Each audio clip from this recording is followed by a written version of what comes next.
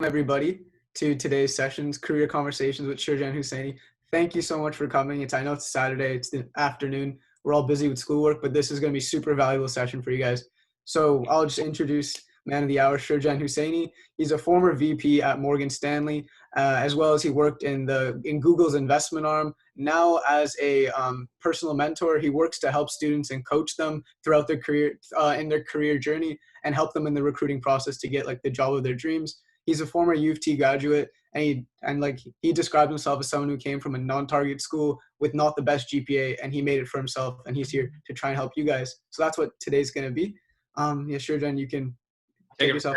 Awesome, thanks, guys. I appreciate it. Well, thank you so much, U of T. I guess a lot of people are from U of T Mississauga. Is that right, Rohan? Yeah, everybody. Yeah.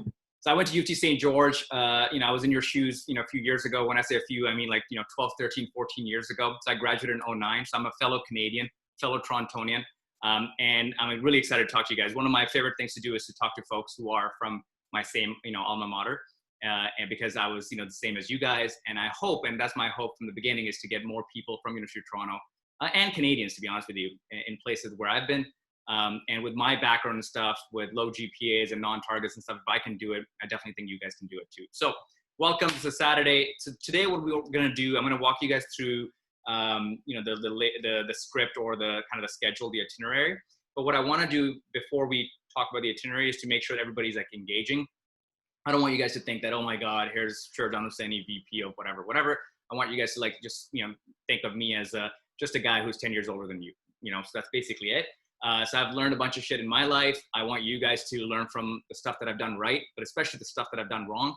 And from that, you guys can probably carve your own path and hopefully get to a place which is awesome. And that's kind of my personal goal here. So we'll be together for the next 1 hour. And I'll stick around for a bit more. So if you guys have other questions and you want to ask me some other things, totally fair game.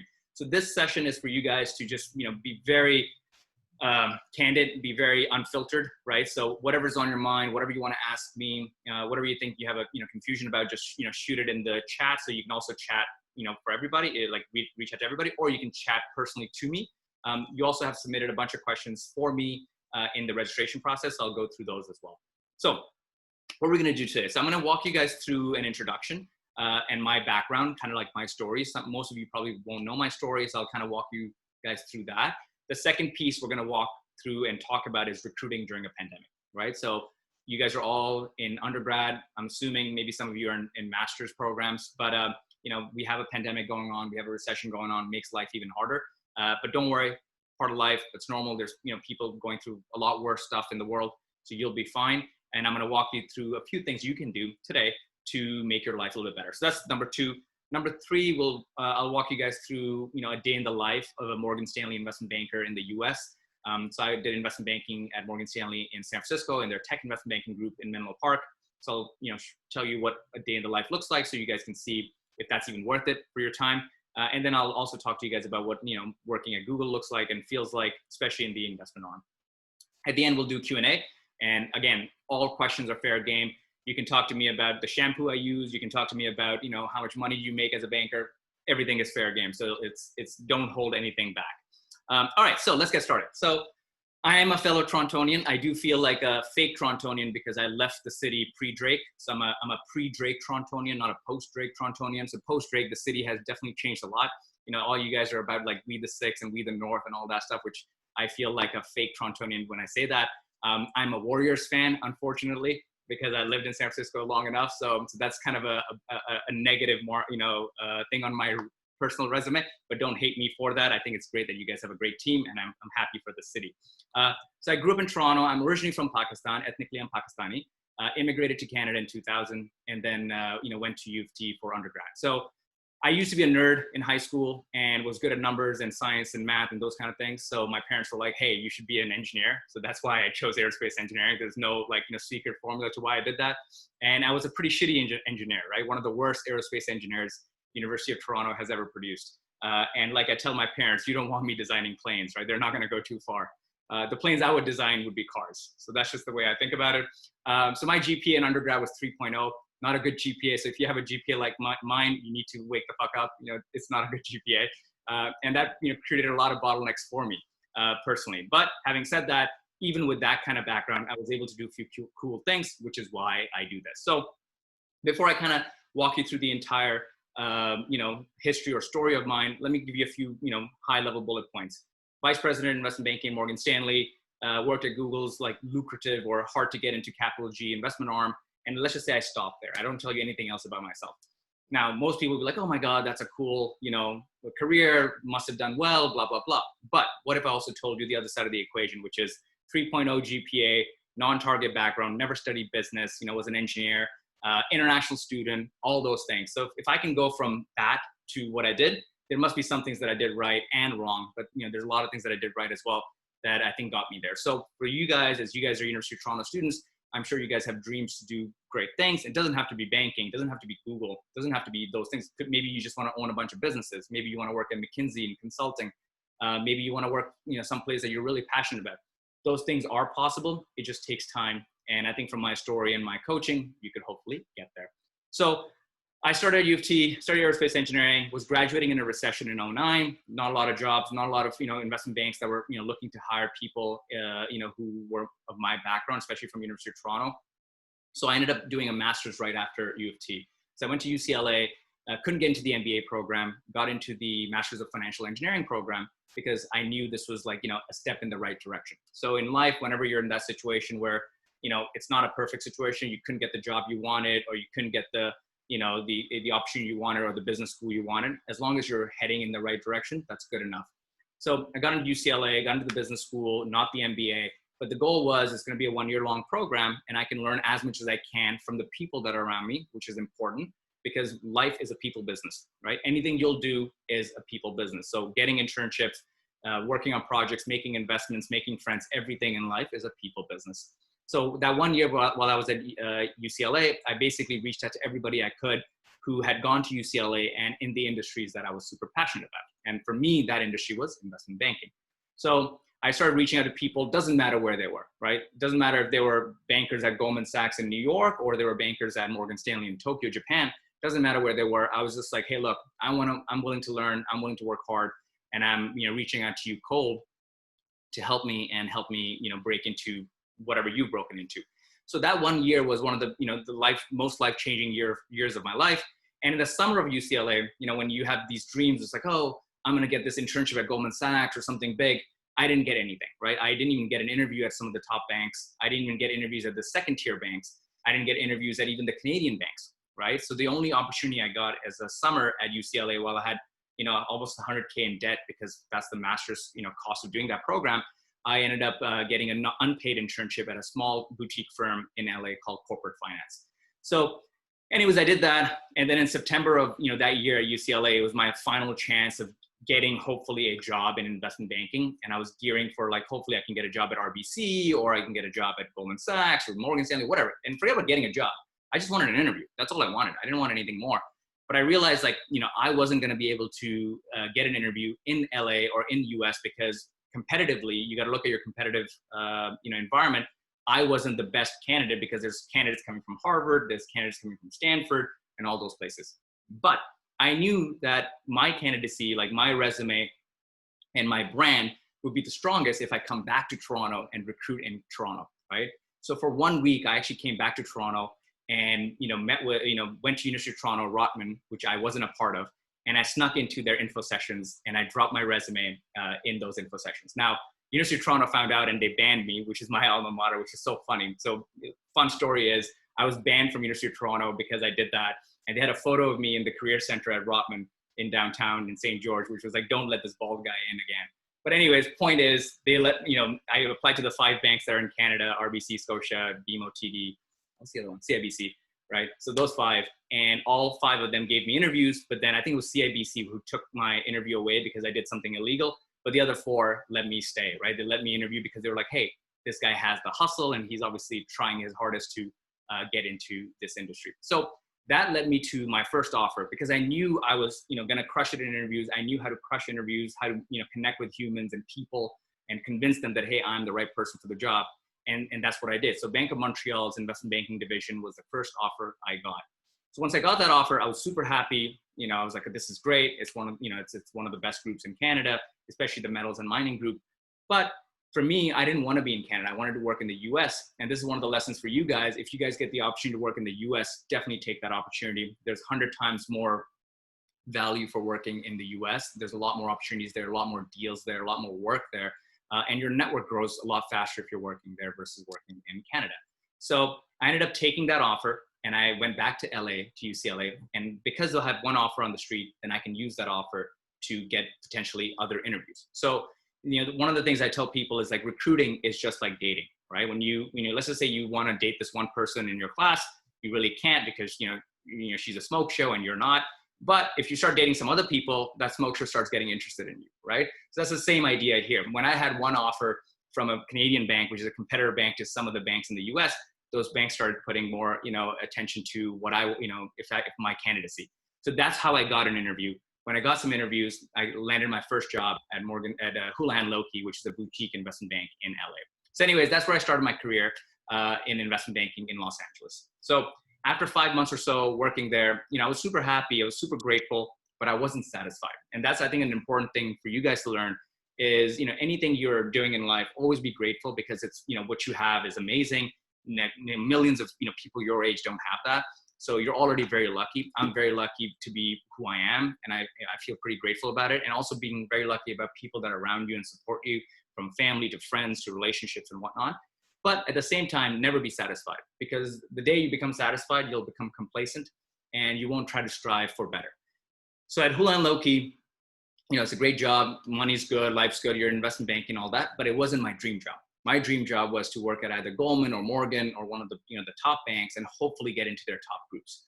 So one night, I remember it was at Houlihan Lokey. I was working late night at 3 a.m. and I shot an email to a super senior person at Morgan Stanley who had gone to UCLA.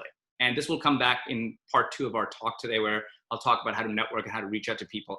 One of the things I do best is, cold emailing and reaching out to folks. So I reached out to this MD, managing director in New York, and it was late night, 3 a.m. LA time. Shot him a short note saying, hey, this is who I am. I've been working at Houlihan, love it, it's great, but I'd love to move to Morgan Stanley because it's just a better brand, better experience, better opportunity.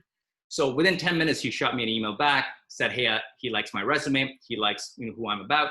So he basically forwarded to someone in his group to interview me.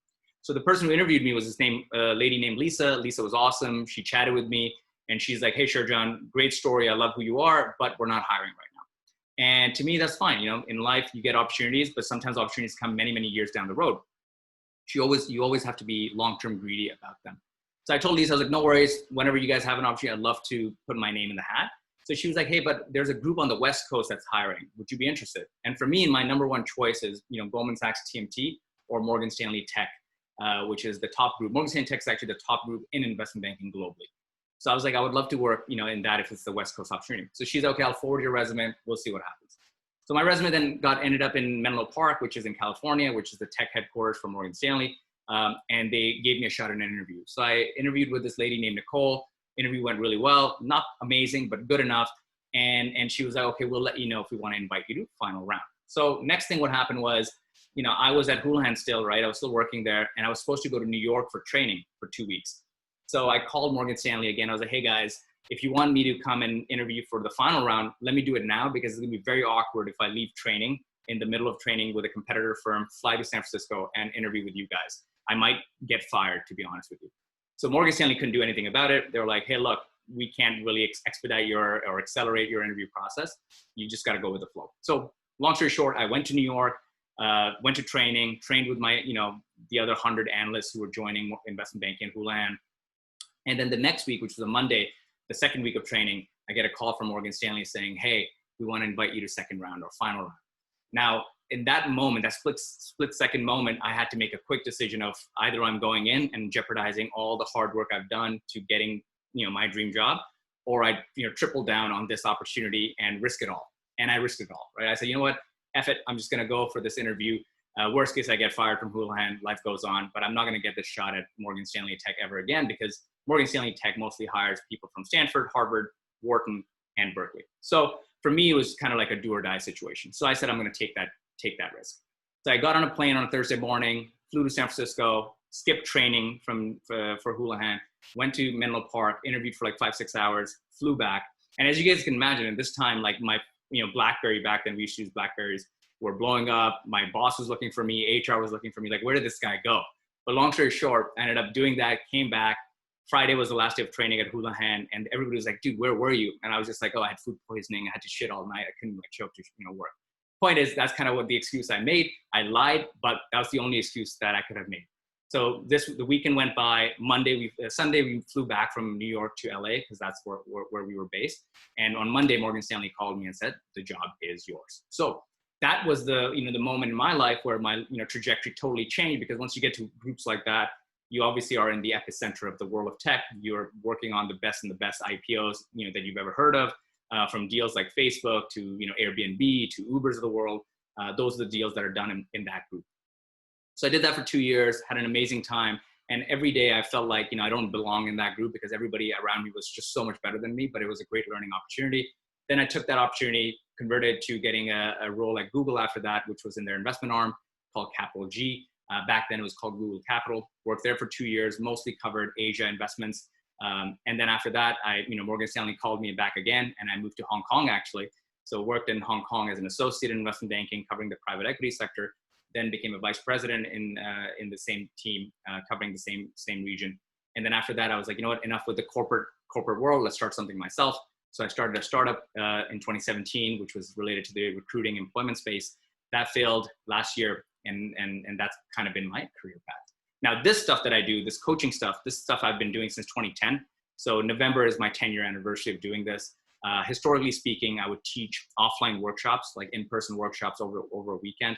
And that thing has grown over 10 years to 20,000 students that I've taught. And majority of what I teach is basically behavioral stuff on how to break into these industries, and motivating students, coaching them, guiding them through networking and motivation and soft skills and behavioral skills so they can achieve their dream job. So you guys are part of that, and I want you guys to learn as much as you can from it. So anyways, that's the story. That's the high level background.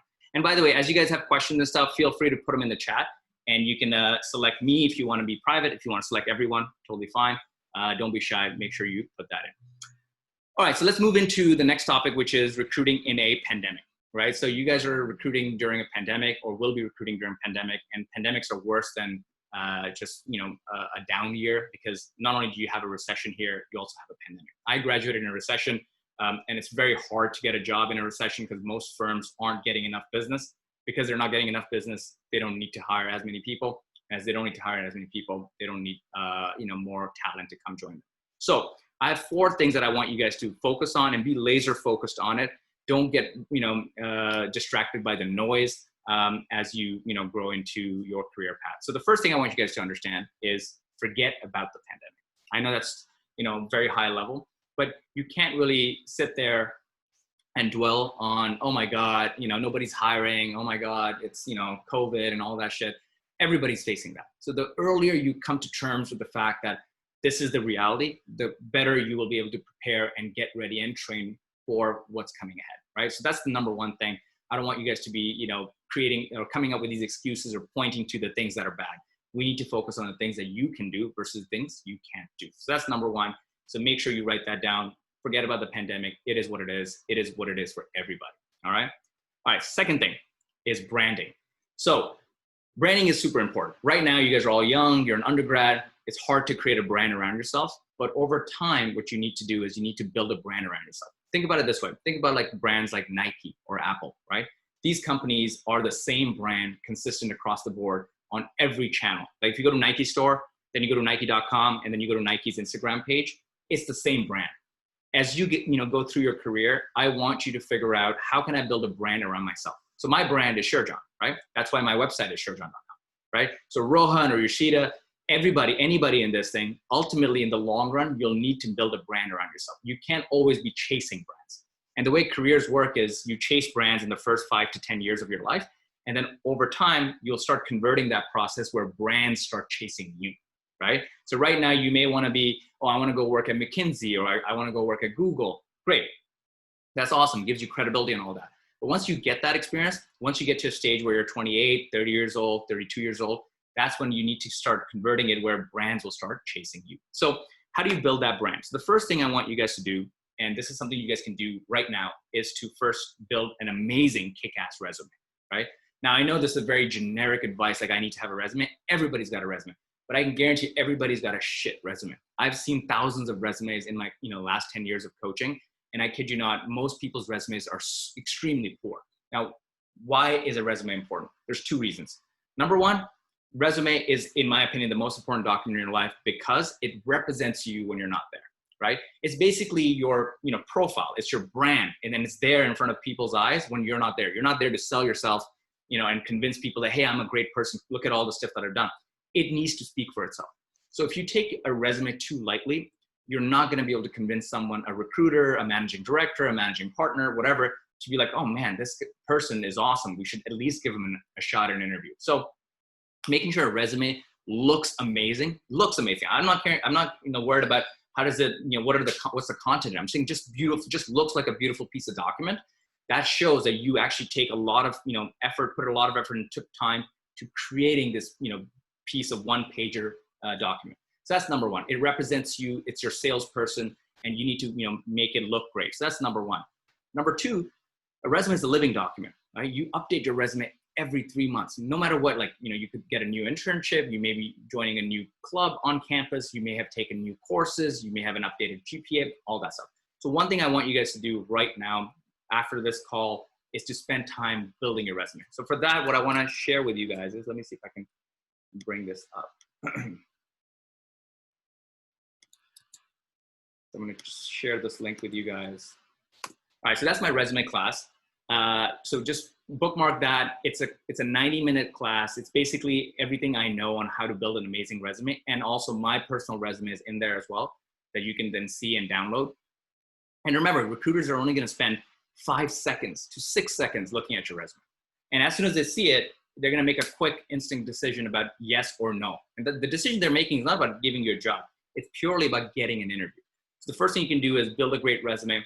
Everything I know about how to brand yourself is in that course. Take it. Now, when you sign up to that thing, it's free for like 15 days or 30 days. After that, Skillshare is going to charge you $10. So make sure you unsubscribe before that. But if you use that, you should be able to build your resume in 90 minutes, and it should give you that edge. So that's number one. Number two is building your brand online. Now, when you think about online, like, back when I graduated, online wasn't a thing, right? You got a resume and that was it. But these days, every person, every, candidate in the world of, banking, consulting, accounting, tech, whatever, is going to get searched online. So your profile on LinkedIn, your profile on Instagram, your profile on Twitter, Facebook, TikTok, Tinder, I don't care which profiles you use, all of them have to be kick-ass, right? So you need to make sure your branding is consistent and awesome across all platforms. So after you built a resume, I want you to go update your LinkedIn and make it look awesome, right? Have a great photo. And I don't mean have a photo with you wearing a suit and shaking someone's hand. It doesn't need to be douchey like that, right? Make it cool, make it fun. If you have a personality of just being a fun person, show that, right? If you're an athletic person, that's totally fine. Have a LinkedIn profile wearing a t-shirt or a hoodie. That's totally fine, right? But make sure your branding is consistent across all platforms. So start with LinkedIn, and you can go to my LinkedIn, search me up, find that profile, see how I've built my LinkedIn profile, build yours there. Similarly, Twitter, right? Start building a great Twitter profile. Remember, a lot of people will see, and Twitter is a great way for you to kind of start sharing some of your thoughts in your mind. Now, that doesn't mean just before an interview, you start tweeting 50 times a day. Start doing it now, because you never know when you get that interview. Same thing with Facebook and Instagram. Don't make your Facebook and Instagram private. It's an avenue for recruiters and companies to search you. And when they search you and they see you're awesome and you're cool, great, it works in your favor, right? Because right now what happens is you're using that channel to describe how awesome you are. So let's say you're an amazing Bollywood dancer. For example, that's what you do. That's one of your passions. Great. Showcase that across all of your channels. Let's say you're an amazing snowboarder. Showcase that across your channels. Let's say you have an online store that you sell t-shirts on. Doesn't matter. It doesn't have to be like, oh my God, I do, Excel models every day. No, that's boring. Nobody wants to hire someone who does that. People want to hire people that are awesome and cool and interesting, because the job itself is pretty easy, right? When you think about these industries that you are aiming to join, like for example, I was in Morgan Stanley or Google, I wasn't doing some like, oh my God, like PhD level stuff, right? I was simply adding numbers in Excel. That's, everybody can do that. You can do that. I was aligning logos and text boxes in PowerPoint. Anybody can do that. I was writing Word documents in Microsoft Word. And finally, I was replying to emails. That's all it is. It's not the job itself is not hard. Any monkey can do it, right? So point is, you guys need to understand that use branding to hopefully convince people that this person is awesome and I want to hire them. So Make your online brand super, super awesome. All right, so that's number 2. Number 3, part of the branding is because we're moving into the world of online recruiting and interviewing in front of, on Zoom and on these cameras, you need to make your Zoom experience or interview experience even better. So look at me right now. So unfortunately, this is not my home turf. I'm at a hotel right now because I don't have internet at home, but I have a setup which makes this whole experience look better. You guys can't see it, but I have a professional camera. I have an amazing light, all that stuff. Now, I'm not asking you guys to go buy all this stuff. If you don't have a light, use a window. Window is the best light. All of my YouTube stuff, I use a window for it, right? Similarly for camera, if you have a good camera at home, connect it with your computer versus using the webcam. Now, I'll give you guys an example. So check this out. This is me using my professional setup. And let me bring it down to basic shit, right? This is basic, right?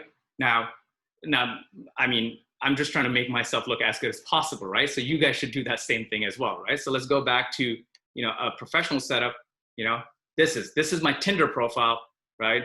This is what, my parents see on a regular basis, right? So it's a difference. So make sure you guys, put that into your own recruiting. So, because remember, everybody's going to be recruiting through these channels, right? They're going to be using this, and whatever you can do in your control to make yourself look awesome, you do that. So that's the number, on the Zoom side. Similarly, background. Now, I'm just going to pick people like, oh my God, like I see all these people with, I can see their bedrooms. I can see, random things in the back. Find a clean background. Like, I'm using this curtain right now, but clean wall or something like that, which just makes it look more professional, because you want to make sure that you're taking this interview seriously. So any interview you guys get, make sure you guys do that. All right. So now we've forgotten about the pandemic. We've got a sick, kick-ass brand. We're badass on that. Now what we're going to do is we're going to spread the brand, right? You can have an amazing brand, but if nobody knows about it, nobody's going to give you a shot. Being an undergrad is one of the best experiences because you have the opportunity to, first of all, go explore. Most people, what they do is they see someone else do something cool. Like, oh, Jenny's got a job at McKinsey and Eric's working at Goldman Sachs. I should be doing that. No, that's a wrong strategy. This is your chance to go explore. And the one thing that I tell people is think of yourself as an alien who just landed on planet Earth and doesn't know anything about ice cream. But you walk into like a Haagen-Dazs store and there's like 40 flavors. You start tasting all those flavors, right? Undergrad is that time. Go explore things. Go meet as many people as possible. Go reach out to as many people as possible and learn from their experiences, their life, their day-to-day. So in that situation, think about it this way.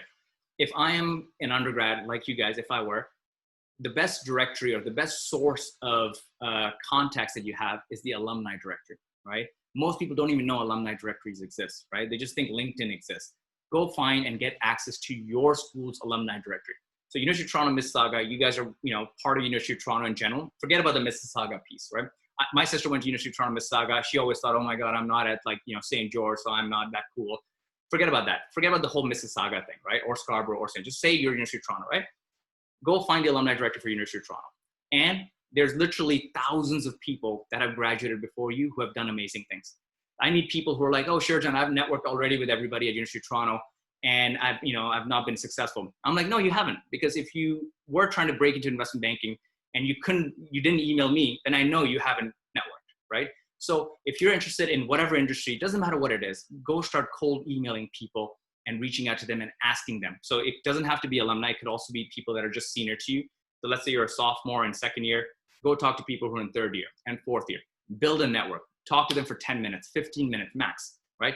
Ask about them, about their day-to-day life. Ask them about like what they love, what they hate about their job, all that stuff. This is exploration phase, right? So start doing more and more of that, because when you do that, two things happen. One, you start learning what you love, but you especially start learning what you don't want to do, right?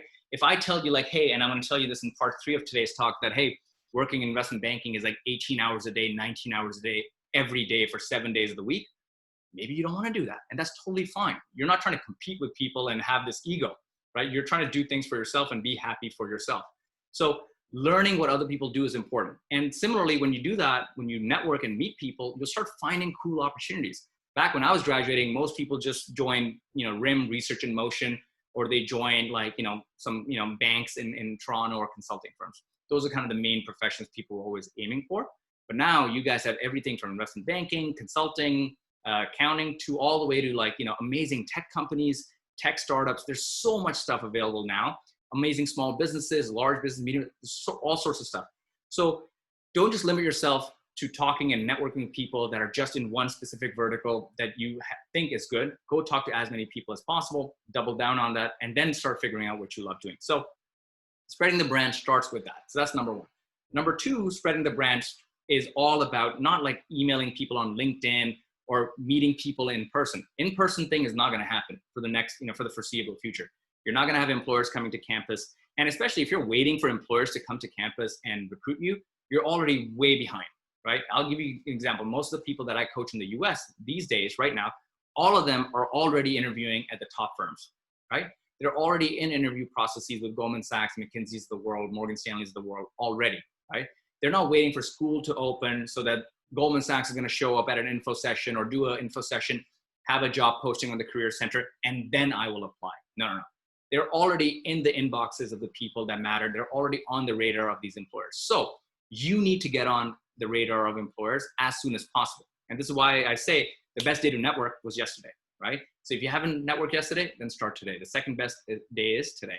And how do you do that? Like I said, cold email through the alumni directory. Find that alumni directory, even if you have to pay someone to get access to the alumni directory, get it, and start cold emailing people. Every day you need to cold email at least 5 to 10 people. Every job that I got in my life, from the Morgan Stanley Houlihan job, Morgan Stanley job, even the Google job, was through cold emailing. And then even after in my life, when I got, when I invested for Google in tech companies, I cold emailed CEOs, right? And then when I had my own startup and I had to raise money for it, I cold emailed investors, right? Cold emailing is one of the best skills available out there, or techniques available out there, because it's kind of like being able to guess someone's personal phone number, which is amazing. Think about it this way. Like, you can always guess someone's phone number. It's not hard to guess my email. And especially if, let's just say, you want to reach out to someone at Goldman or RBC or PwC or whatever company you want to work for, it's usually first.lastname@thatcompany.com. If not that, it's first letter, last name @thatcompany.com. So figure out the email, reach out to them, write a passionate email, short email, and send that, and make it a goal of yours. Every day, I'm going to send 10 emails out. You got to do it. You just have to. If you don't do it, you're already behind the game. Now, when you do all that stuff, 99% of those emails are not going to get replied. That's okay. That's just part of the game. But it's better than, not taking the shot, right? So definitely shoot those emails out, and I think you'll be better. Now, final piece of that in terms of recruiting in a pandemic, especially now because like firms are hiring less and all that, this is the perfect time for you to prepare. Now, how do you prepare? Most people, what they do is they prepare for technical interviews, right?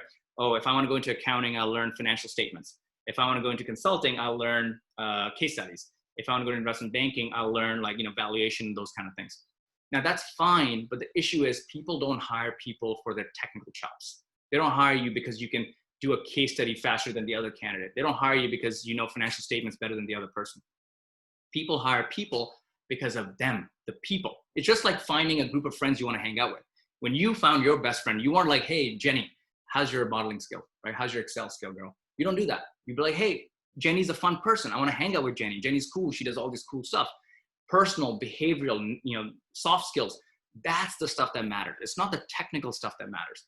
Technical stuff, any person can do. A plus B equals C, right? Everybody can do that. So instead of focusing 90% of your time on technical knowledge, right? Don't do that. Spend 10% of your time on the technical knowledge of the industry you want to prepare for. Learn the basics, the most basic foundational stuff on that, on that technical side of things, so you can answer 80, 90% of the technical questions, and then move on and spend 90% of your time on behavioral questions, behavioral answers, soft skills. How do you smile in an interview?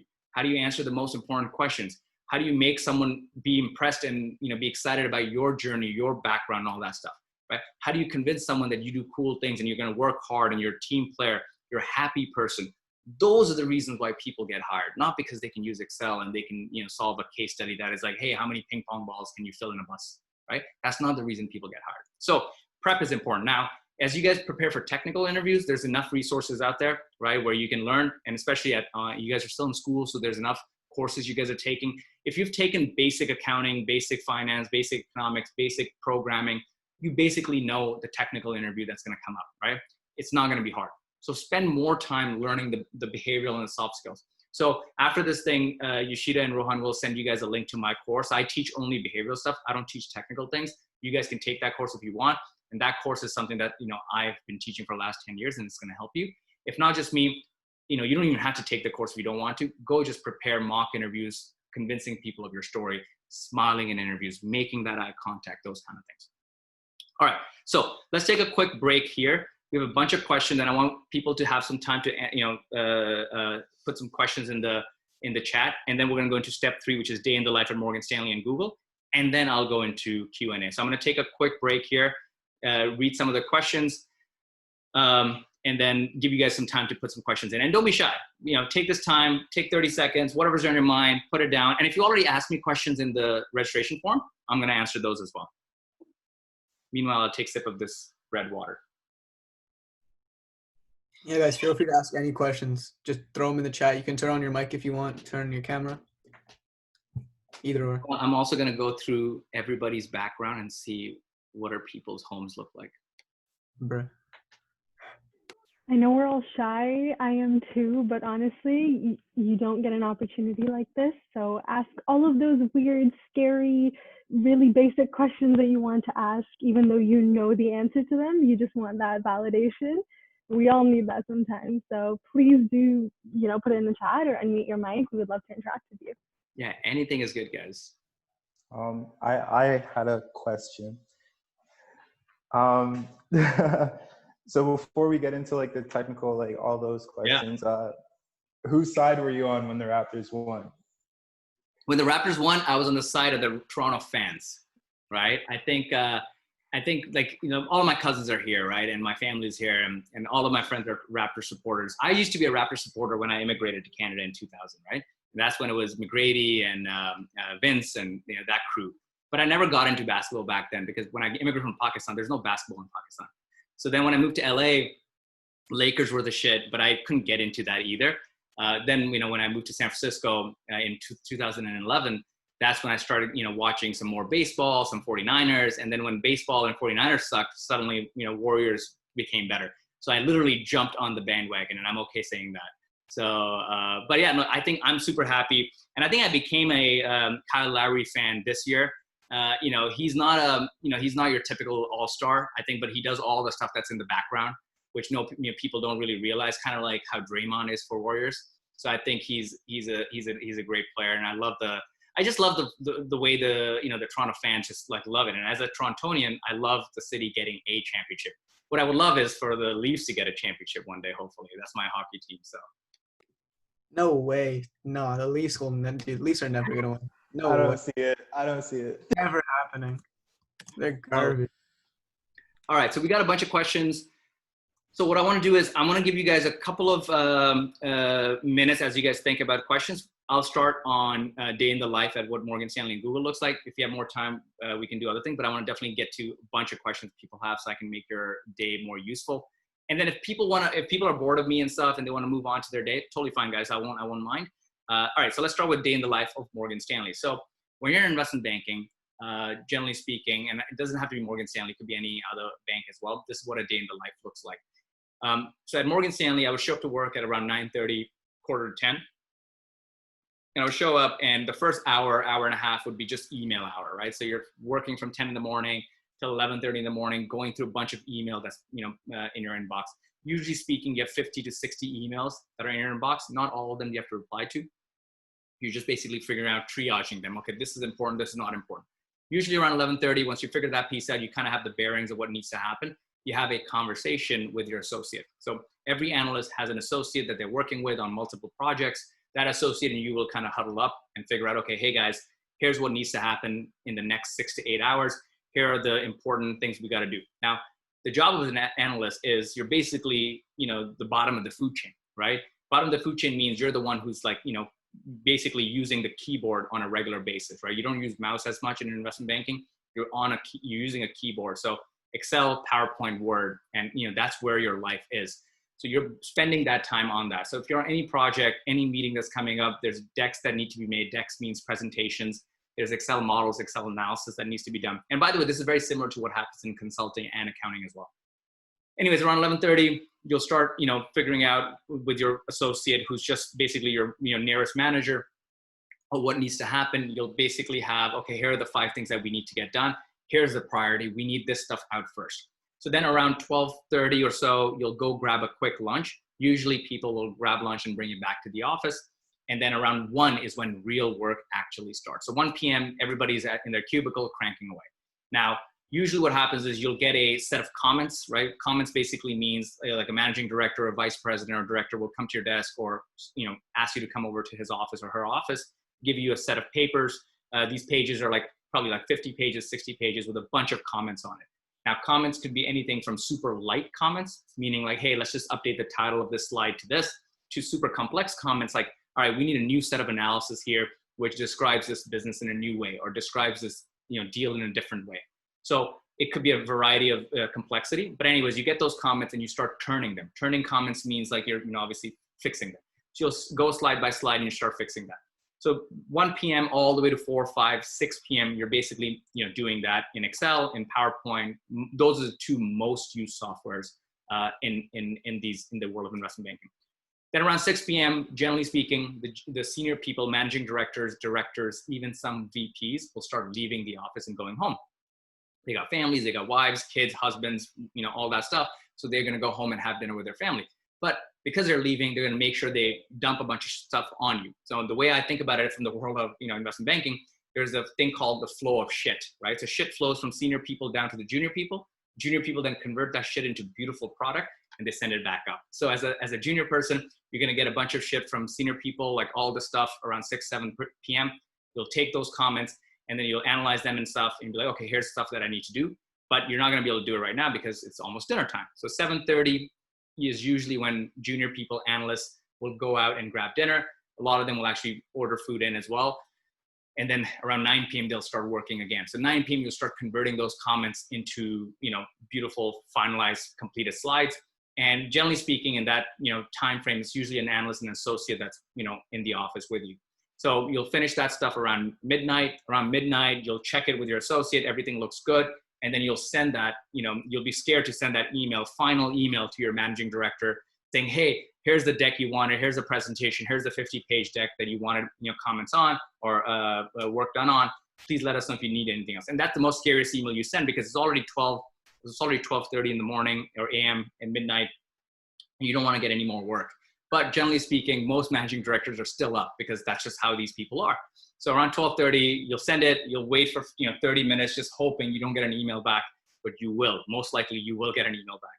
And these emails are usually super lengthy emails, just written on their iPhones or Blackberries or whatever, which says, okay, change this, make this change, create this or whatever, add this, delete this. It's a bunch of stuff that needs to happen. So you'll get started working on that around 12:30 in the morning. You'll work on it till 2 a.m., 2:30 a.m., something along those lines.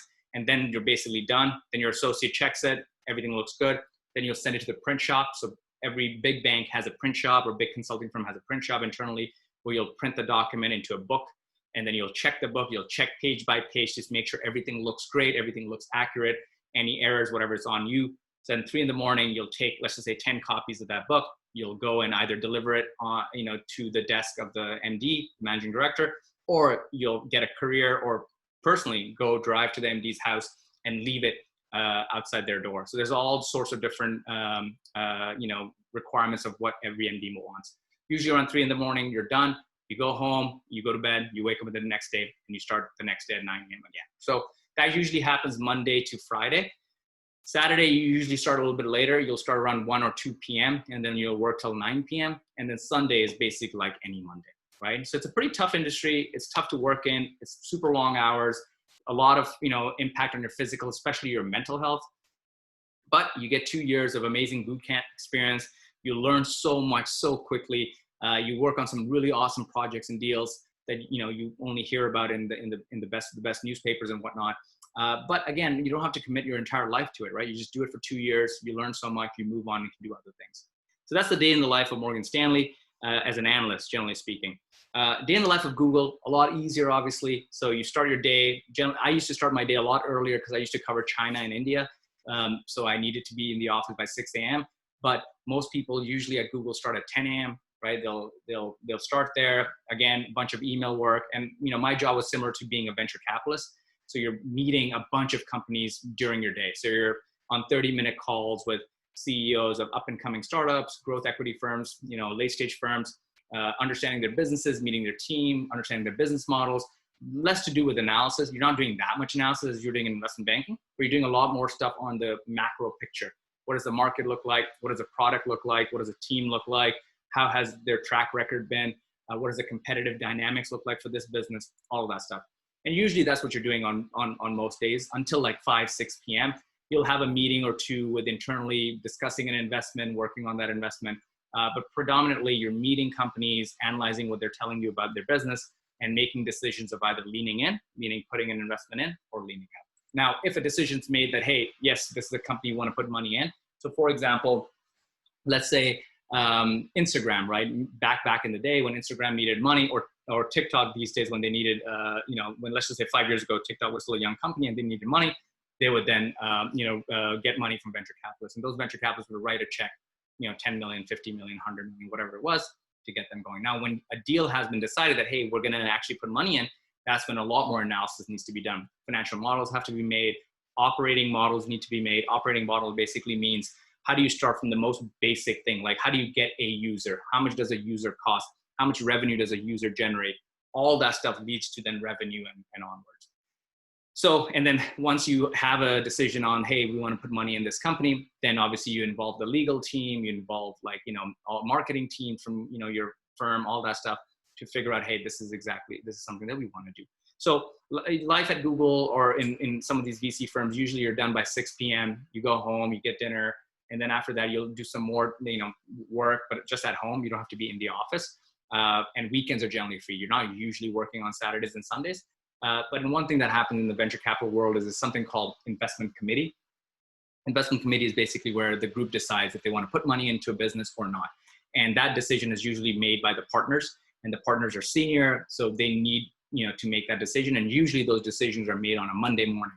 So if that's the case, then what happens is a lot of times on Sunday, the junior people in VC world work a lot because they need to build the decks the same way as investment banking to make sure the Monday morning meetings are, good and everything that they need for that decision is available. But other fun stuff that you do when you're working at, Google or stuff, obviously you have unlimited food, you have free transportation, you have, all these cool, perks, but, those things are just like, in my opinion, just high level, marketing, blah, blah, that, excites you the first couple of weeks, but then after that, you're not that, passionate about that because ultimately it's a job, right? At Google, you can, sleep at work, you can take a, 30-minute nap if you want. There's sleep pods everywhere. There's free food, there's free transport, all that stuff. You can even bring your laundry to work and get that done, or you can get a massage at work. Yeah, but like, you're not going to do that every day, right? Like in my 2 years at Google, I never slept at work, right? I never brought my dirty laundry to work. That was stupid. I don't know why that was even a feature. But my point is, like, there's things like that, but people ultimately, will expect you to do your best work, and that's what happens. All right, so those are the two things that I wanted to chat about. So let's now dig deep into Q&A. So the first question I'll answer in the chat.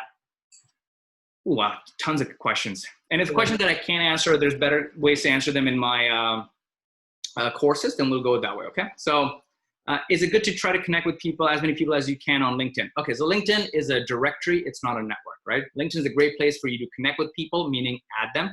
But I would rather recommend you just review people, see what their background is. Nobody reads their LinkedIn messages. Most people in the professional industry don't read their LinkedIn messages. They just find it annoying. So don't use LinkedIn as a way to connect with someone, as in like reach out to them. Use it to see who they are, what their background is, right? Having said that, feel free to connect with me on LinkedIn, but if you message me on LinkedIn, I most likely will not reply. Usually, what do you say in the email? So I talk about this in my full course, but generally speaking, you're very honest, you're very upfront. You tell them who you are in one sentence. You tell them what you're looking for in one sentence. You're looking for a job. And in one sentence, you basically say, my resume is attached. So that's what you say in terms of in a cold email. Cold emails are super short, guys, less than 4 lines. On a real one-pager, on a reel, I don't know what that means, 1-pager or 2-pager, always 1-pager. Barack Obama's resume is 1 page long. Your resume has to be 1 page long, right? How do you cold email? Check my course, it'll train you. How is training in New York? So training in New York is a lot of fun. They'll teach you everything you need to know about how to do the job. Mostly, all analysts and people are usually drunk during the entire training because this is their first hurrah after undergrad. So it's a lot of fun. You learn a lot. You meet a lot of new people, a lot of cool, exciting people, fun people who are super energetic. Usually it's 2 weeks all the way to 6 weeks long. Some firms have changed it. Some training is in Chicago. Some training is in London. It depends on what your firm is. How do you differentiate yourself from other analysts? You don't. You just work hard and you are absorbing as much as you can. You're not trying to compete with anybody else. Take the whole concept of competition out of your mind, because competing, in my opinion, is it's not one of the best ways to kind of differentiate yourself. Always do your best. I think of life as a game of golf, right? In golf, you can't really compete with someone else. All you can do is make sure you hit that ball the best way possible. So make sure you improve your swing. Make sure you look at your conditions that are affecting your game. Make sure you focus on your swing and the ball and just the goal in front of you. Forget about every other player. As long as you do that in life, you'll crush it. Hi, Mr. Hussaini. Hi, Mr. Rocks. Could you please elaborate as to merits of working in the US compared to Canada? So Canada has 4.5 investment banks, for example, right? US has thousands, right? Just the opportunity is a lot bigger. Credit you get, because the opportunity is a lot bigger in terms of volume of companies, you see, 100x volume of deals. When you get 100x volume of deals, you get to work on those projects and actually win those projects, right? Think about it this way. RBC Capital Markets acts like they're hot shit in Canada, but they're not even considered a real bank in the US. Nothing against RBC, but point is, that's just how it is, because they don't get those deals. I'll give you an example. People at Morgan Stanley make fun of people at RBC because they're like, oh, those guys are just doing maple leaf deals. Not maple leaf deals, it's called maple syrup deals, right? Now, that's just them looking down on it. I'm sure RBC does great work, but point is, as a junior person, you can get a lot more experience, a lot more deals when you work in the US. For example, when I was at Morgan Stanley, I did 11 deals in 2 years, right? That's a lot of volume of stuff that you do in 2 years. Whereas if you work at RBC, most analysts will barely do even 2 deals in 2 years, right? It's just the flow is different. So that's one thing. Number two, once you work in the US, it's just that there's a lot more opportunity to leave those industries and join other industries. So let's say you work 2 years at McKinsey, now you want to go do something else, you want to join a startup or do something else, it's available. In Canada, you just don't have those options, right? Now remember, you always have the option to come back to Canada, right? Canada's a great place to live, great place to pay less taxes, live a good life, healthy life, all that stuff. And that's great. But get a chance of working in the US at least once in your life, and even beyond, in my opinion. How can you make your other socials, including LinkedIn, look professional? No need to make it look professional. You need to make it look exciting and interesting, right? If you have a hobby, like, my hobby is photography, my hobby is traveling, my hobby is coaching, teaching people. That's part of my brand. I do that. My hobby is not Excel modeling, right? Don't think about professional. I think the word professional has changed over the years, right? In the early 90s and before that, or early 2000s before that, professional meant something. Professional meant wearing a suit, all that stuff, having a nice watch, a nice tie, all that stuff. I don't think professional means that anymore. I think what you want to show is you want to show cool, fun, energetic, enthusiastic, passionate. That's what you want to show. So that's how do you, and if you're, the best example is go search me up on Google and social media and stuff, and you'll see kind of how I do it. And, I would recommend you do the same. Think about it this way. If I get 2 resumes, one resume from Harvard with a 4.0 GPA, another resume from Harvard as well with a 3.5 GPA. But the 3.5 GPA person has she's part of the volleyball team and crushes it. She started a new club on Harvard campus on blockchain, let's just say. She has a Shopify store selling, awesome t-shirts with cool, funky, labels on top of that. And then she, does community service in the city. And then she also, does a bunch of traveling, right? That's a much more fun person for me to hire because she has so much, diversity and cool things that she does versus this, kid Jimmy with a 4.0 GPA, who's all he's done is sit in the library and answer exam questions, right? That's not a fun person to hire. So be diverse, be cool, do a lot of different things, and they don't have to be related to the job, right? My first business was a photography company, right? When I was an undergrad your age, I was always like, because I came from an immigrant family, we didn't have a lot of money. So I was like, why do we pay $100 for a grad photo when you graduate from high school or graduate from university? So I didn't make sense to me. So I started a photography small business back then. They weren't called startups, and basically started taking photographs of of people graduating classes, right? And I would charge $2 versus $100, and it was called transposed photography. And the fun fact is that the lens I'm using on my camera right now is from my OSAP during my undergrad days, right? So I'm still using that stuff. So that was my first business. That business became the reason when I, had my interviews at Houlihan or BMO or at, Morgan Stanley. They were like, hey, how did you start this business? Generate revenue, get clients, all that stuff. It's because I did that. So do things that you're passionate about. Similarly, my interview at Google or Morgan Stanley later on was all about my workshops, this stuff. Like, how do you get to a place where you teach 20,000 students, right, globally? Because you're passionate about it. So find something that you're passionate about. It doesn't have to be related to your industry, just whatever you're passionate about, and double down on that. You mentioned we should be sending around 10, when is the right time to follow if they haven't replied? Follow up in 2 or 3 days. That's the right time to follow up. How do you brand yourself if you feel you haven't had many substantial experiences out of your education? I think, like, if you don't have a lot of substantial experience, get it. Now, what I mean by get it is this. Right now, you're in college. You have a bunch of opportunity to go join clubs. Look at, like, Rohan and Yoshida. They're part of this club. They have, I reached out to them. I reached out to them because they exist. If they didn't exist, I wouldn't be able to reach out to them, right? Now, they're now connected with me. Now, if, for example, they need something in life and stuff, and they reach out like, hey, Sherjan, I have an interview with this and this. Can you help me? I'll help them. Right? Point is, this wouldn't have happened if they didn't exist or didn't take these leadership positions. So go find opportunities on your campus to get those positions and be in those places. If you can't find something you're passionate about, start something. Let's just say you love I don't know, I'm just going to make something up. Let's just say you love tattoos, right? And there's no club on campus around tattoos, and why tattoos could be awesome. Go start a club.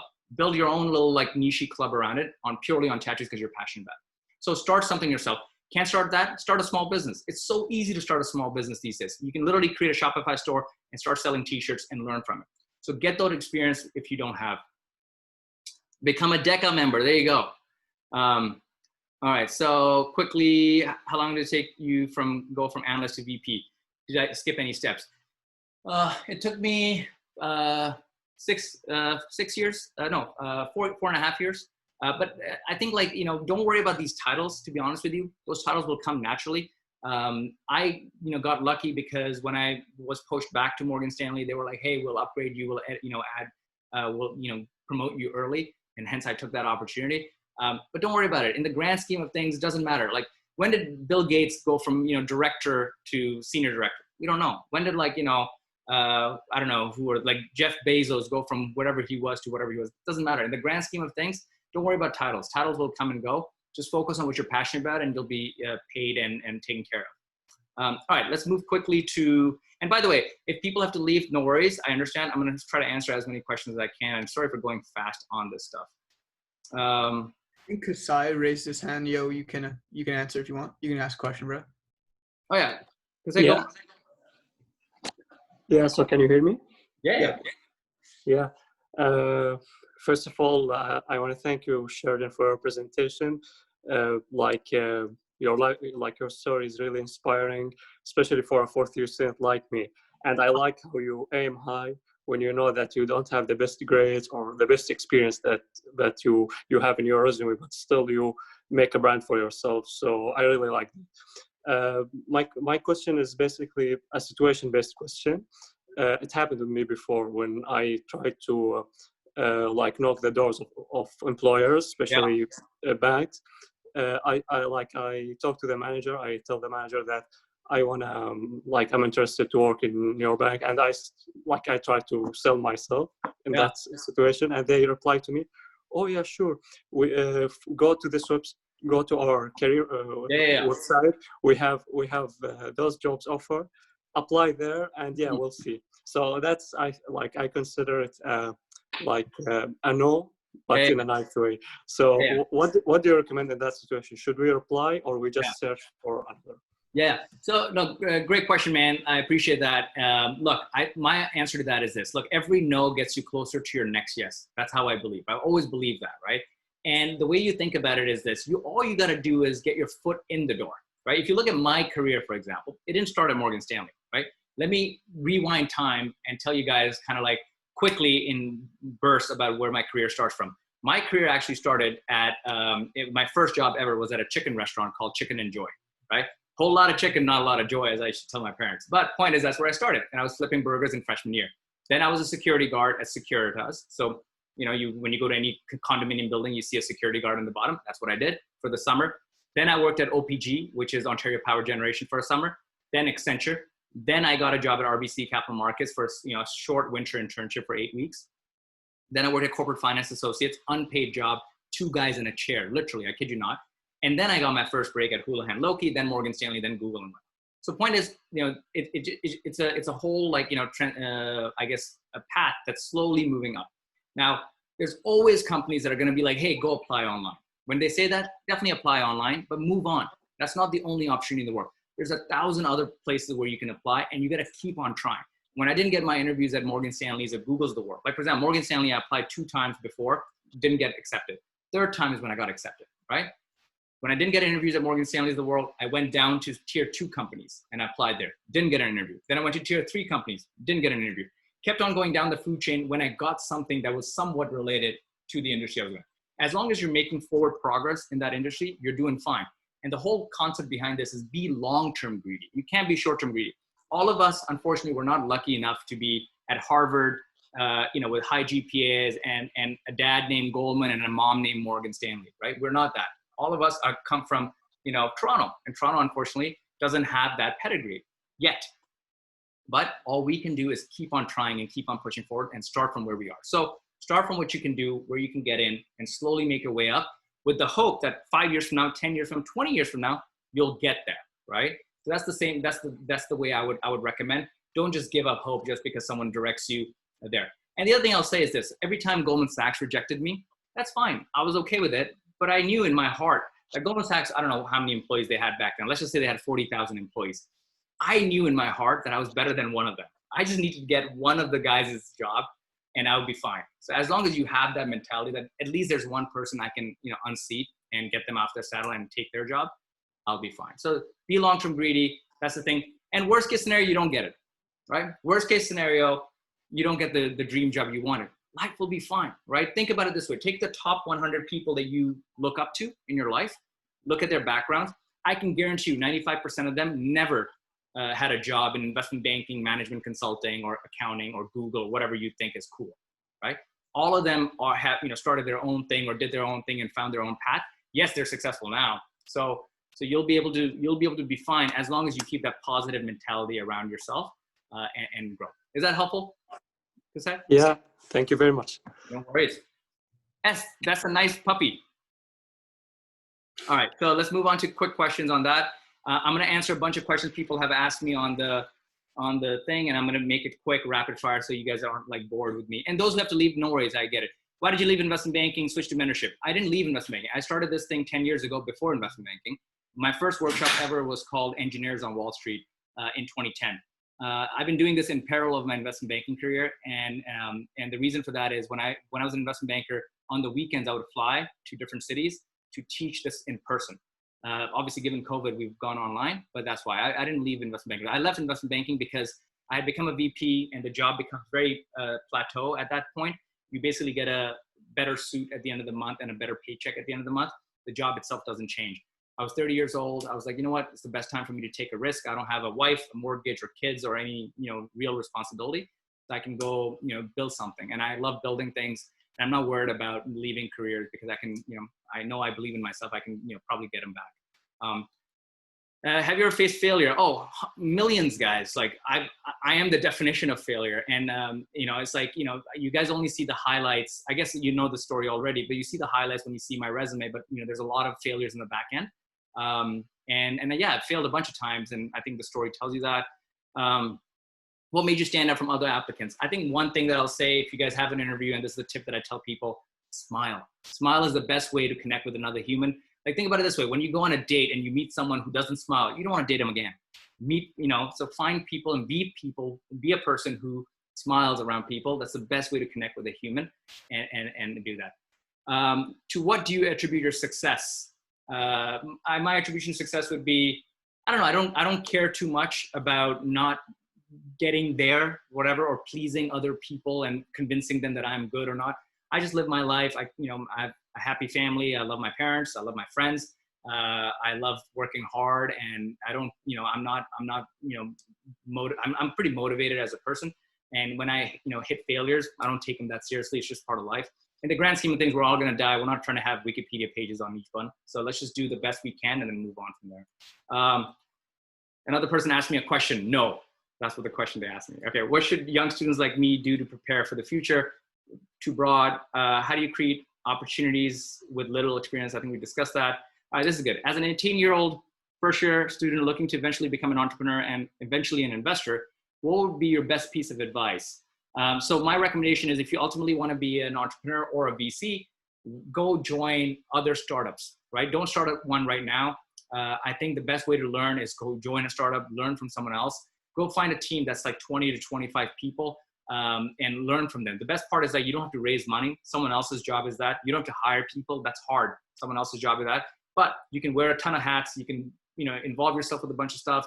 You can, you can make mistakes and not be held responsible for it, but you can absorb so much in that period of time. Once you do that, it also helps you build your network, because if you work closely with the CEO or the founder, you can get them to take you to meetings, take you to venture capital meetings, law meetings, legal meetings, all that stuff. So then when you're ready, 2-3 years down the road, you can start your own startup without making the same mistakes as that previous startup. So that'd be my recommendation if you do that. And as an 18-year-old person, look, if you love entrepreneurship and building something, start something today. It doesn't have to be big. If you love business, go create the most simple startup in the world, a lemonade stand. A lemonade stand is a startup. You buy lemon for $1, you sell them for $2, right? That's all it is. Start it, and you'll learn the pains of entrepreneurship. You guys have, you guys don't know maybe yet, but like it's so hard to get someone to give you $1. It's very hard. So whatever product you want to build, it could be like, hey, let's just say you love dogs and you want to build a new startup on Shopify that builds really cool LED-based dog collars. Go start it. Learn the pains of it. Learn how to work with vendors. Learn how to hire people. Learn how to market on Instagram. Do it, right? You don't need anybody's permission for it. So that would be my best advice on that. All right. Quickly moving on. Any advice for young people looking to start their own business? Done. Okay. How could I find my favorite company among many excellent enterprises? Okay. Best way, like I said, go try every flavor of the ice cream by meeting people who are in that.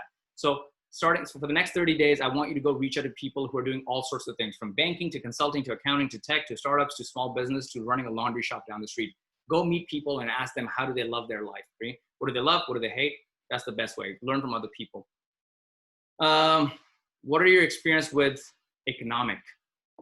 Can you share them? I don't understand the question. How difficult is it to get into investment banking from a non-target school? Very, very hard, unfortunately, right? But not impossible, right? I did it, but it took me many detours to get there. And the chance of me getting in was like 0.001%. But the goal shouldn't be getting into investment banking. The goal should be just improving yourself from wherever you are today to wherever you want to be tomorrow, right? So when I teach my courses, a lot of people come in, they're like, hey, Sherjan, I'm going to take your course. I want to be at Goldman Sachs tomorrow. I don't want those people to take my course because it's not going to be possible. It's very hard. Goldman Sachs gets 250,000 applications every year, and the acceptance rate is less than 3%, right? It's easier to get into Harvard Business School. Harvard Business School acceptance rate is 10%, right? And then Google acceptance rate is 0.3%.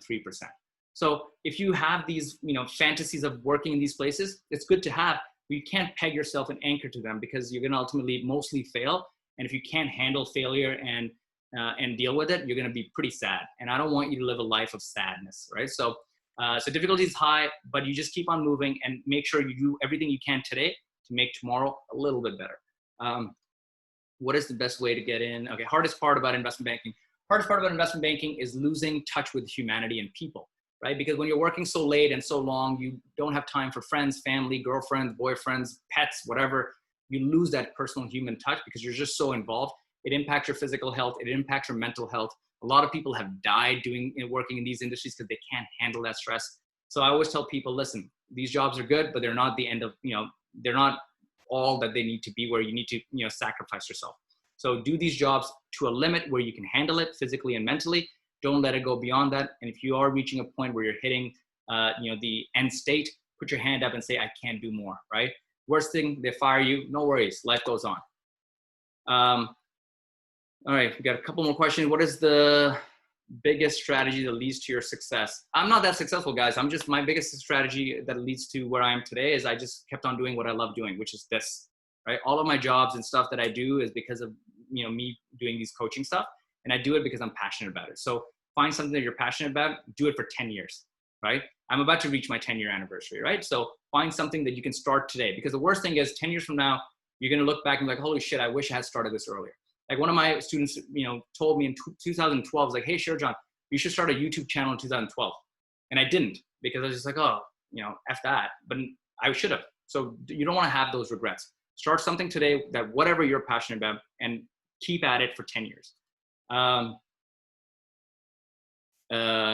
Quickly, what's the, okay, oh my God, it's a lot of questions. Okay.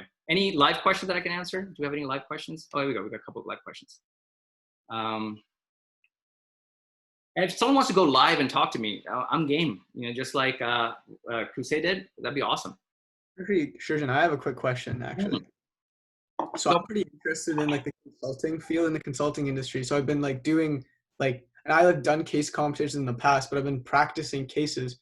And you mentioned how like in the consulting interview, yeah, they do cases, but that's not like the main thing. And I've seen, like, I've read so much like different ways, different firms from obviously the main management firms, McKinsey, Accenture, but also there's like the internal consulting side at like lots of other companies. Like, how the case interview that's like where you just do the case in front of them. But you mentioned that the other aspects of the interview are more important. Like, could you like elaborate on that? Yeah.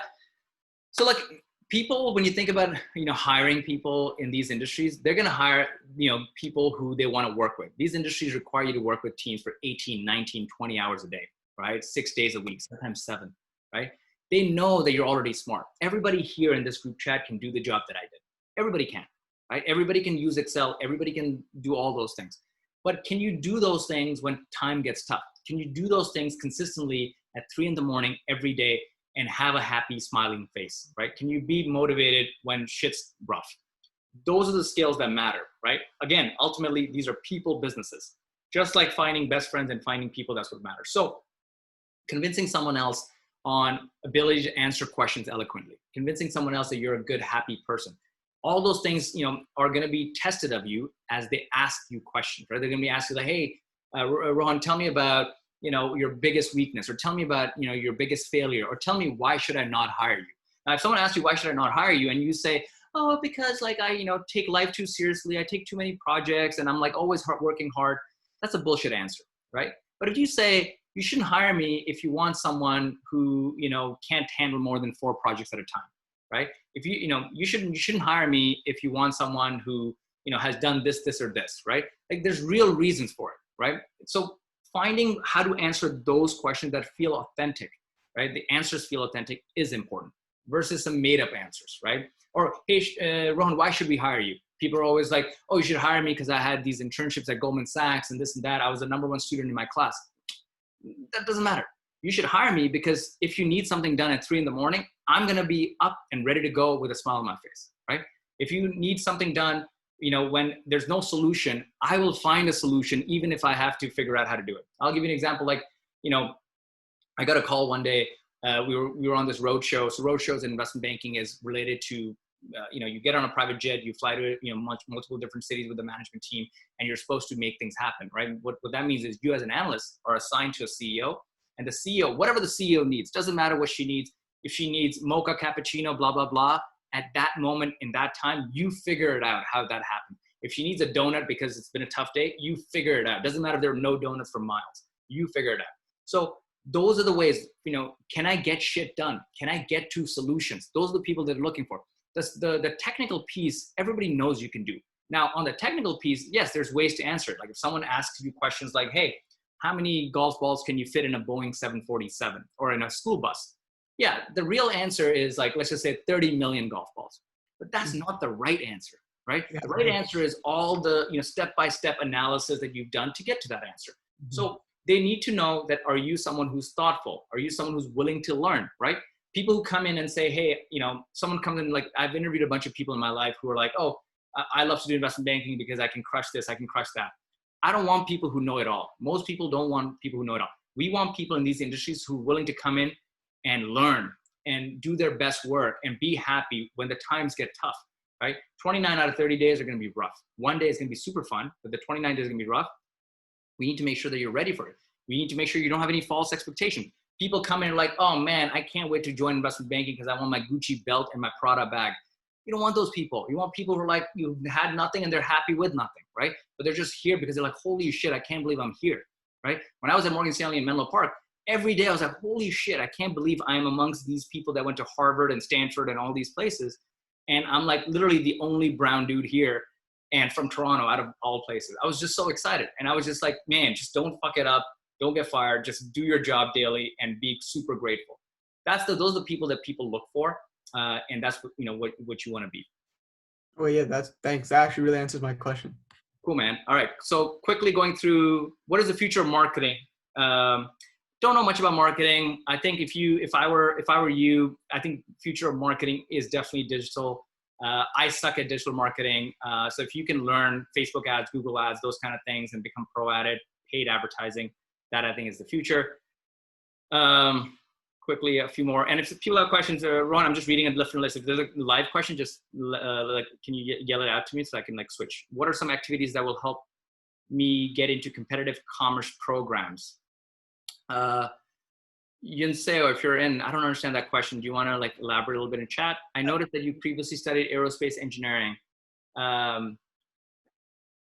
Is there a way you're still incorporating that knowledge into this? No, not at all. So one of my biggest regrets in life is I took a degree that I never used, right? So I studied 4 years of engineering, spent all this money at University of Toronto, did not use a single piece of that knowledge. It was all ego. It was all oh, mom says, dad says, get aerospace engineering because all the cool kids do the aerospace engineering, get engineering science at University of Toronto, and that's going to get me opportunities. It doesn't, right? And that's the biggest issue at University of Toronto. University of Toronto is a very academic school. And in my opinion, I'm just going to say it out loud, Waterloo is going to win the game in the long run. If not Waterloo, IVU is going to win the game in the world of business, right?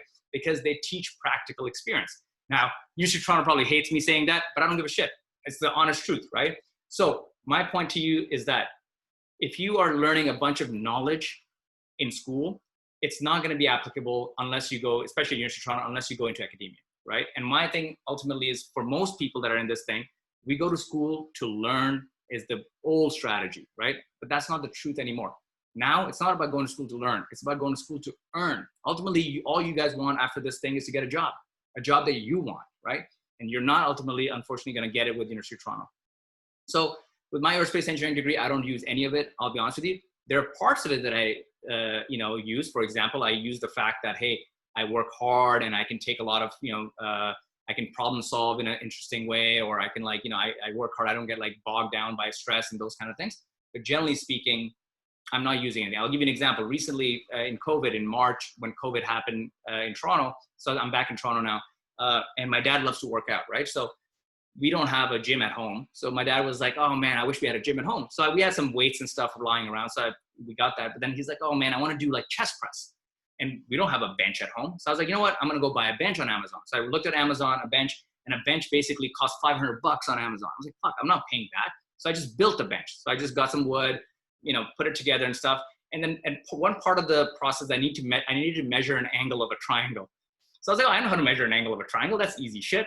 So I tried to measure it. Couldn't fucking measure an angle of a triangle. I was like, oh, what is this cosine shit that I need to know? Just didn't know. So then I was Googled it and said, okay, use this thing, cos theta over length over something. And I was like, oh, okay, this is easy. And I was like, oh shit, I don't even have a calculator that I can use to do that. I don't have one of those calculators anymore. Ultimately, I just went to a website which was measureanangleofatriangle.com or something like that. And I put in the numbers and I got the angle of a triangle. Point is, if you don't even know how to measure an angle of a triangle and you spend $50,000, $60,000 on taking this degree, what point is a degree, right? So my ultimate thing is, in the long run, these degrees are going to become obsolete unless they change it. That's why you have people like Peter Thiel and stuff who have amazing schools that they've started, where they pick the best of the best talent and they bring them in after high school and train them, give them money and say, hey, look, you're already smart. You don't need to go sit in a classroom and learn that. But anyways, that's just kind of my controversial opinion that I think about this. How long did it take you to figure out what you want to do? Very long, and I'm still figuring it out. The older you get, the more you know what you don't want to do. And one thing I'll tell you guys quickly is, if you guys are going through your life and all that stuff, make a list at the beginning of every year of things you love doing and things you hate doing, right? And make it every year. And what's going to happen is, as you do that every year, over time, what you'll realize is that the list of things you hate doing is going to become bigger and bigger and bigger. And the thing that you love doing is going to become smaller and smaller and smaller. And I know it sounds a little bit morbid, but the last day of your life, the only thing you'd want to do is to live, right? So start making that list to really figure out what you want to do. And it's going to give you clarity in what opportunities come up. I get a lot of offers from firms who want me to come work for them and stuff. And I look at them, and if they fit in the thing, which is oh, I don't want to do this, I don't say yes to that. Any live questions I can answer? Oh, we have one here. I have to drop. No worries. All good. Interview strategies, all that stuff, I think people can learn. All right, guys, I'm going to answer 2 more questions so we can get people out by 2:25. We have a couple more quick questions. Let me just say, tips for standing out, take my course. I'm a first-year student. What can I do to prepare? Look, the best thing, in my opinion, guys, everything that I know in my life is in my course. Take it. It's going to help you. How do recruiters notice you? Do you have any tips to communicate your transferable skills? How is the global financial market going? Macro stuff, don't worry about it too much. It's not going to affect you. It's not going to impact you. It is what it is. The less you think about it, the more you can stay focused on what you can do. Focus on what you can do. Focus on the golf ball that's on the ground and how to take the perfect swing to get it out of the, to get it in that hole. All right, let me just ask, I've never been to a formal interview. Can you give me some tips? Very high level, guys. Do you have any necessarily need a business degree to get hired? No, you don't need a business degree to get hired in these industries. You can have any. Remember, like, this is the issue in the US. In the US, you get kids from Harvard with, English degrees getting into investment banking. Again, why? Because they're great with people skills. People skills is what matters. It's not the technical skills. That's why training happens at the beginning of the job, right? They'll train you. What is the best way to get an interview? I've talked that. All right, cool. All right, so those are all the questions that I have here. Look, guys, I think as like last few tips, I think what you guys should do is, and these guys can send you some stuff. If you need to, I'm going to share some things with you guys. So here's let me switch to everyone. So here's my weekly newsletter. You guys should subscribe. I talk about all this mentorship stuff. So you can get resources in there. And then I always talk about, random stuff every week on my YouTube channel. Take a look at it. It has a lot of the advice you need. And then Rohan and Yoshida, I'll share with you guys a link and a discount to my course and stuff you guys can then share with these guys. But I think that should be helpful for you. And if you need anything from me, you can find me on Twitter. I'm Sherjan. On LinkedIn, I'm Sherjan. At home, I'm Sherjan. I'm everywhere, I'm Sherjan. So luckily, my parents gave me a shitty name, so I have the domain. All right. Any other final questions that anybody else that I can help answer? And then you guys can go and do your weekend Saturday shenanigans. Looks everybody's good. Yoshida, Rohan, over to you guys. Yeah, Sherjan, thank you so much for coming out. I can only speak for myself, but if anyone else wants to chime in, I really, really appreciate it all, especially because I'm also in my 4th year. I am in recruiting season, so it's crazy, and I can't imagine, being back in 1st year or 2nd or 3rd and thinking, what am I going to do in the middle of this pandemic? Yeah. But, it really, really helped, and I appreciate it so much. And I hope everyone else enjoyed it as well. No worries, guys. Well, thanks so much, guys. Love DECA, love U of T. Good luck. And I'm excited. Hopefully you guys get to whatever you guys want to get to in life, and then shoot me an email from your email address from work and be like, hey, Sherjan, I made it. That would make my day. All right, guys? One thing before you guys leave, do you guys mind if we take if you guys, whoever's still here, if you can turn on your camera, we can take a quick screenshot or something? Yeah, let's do it. Wait, how do I take a screenshot? Hold on. Just go to snipping tool. Windows Shift. Yeah. All right. Also, Rohan and I will stick around later if you guys have any specific questions or need Sherjan's I got a contact. couple of questions about DECA. I got a question about what DECA is. If anyone has any more of those questions, just shoot. We'll do that after the screenshot. Hi, peeps. Okay. All right. Hey, peace signs. All right, everyone smile.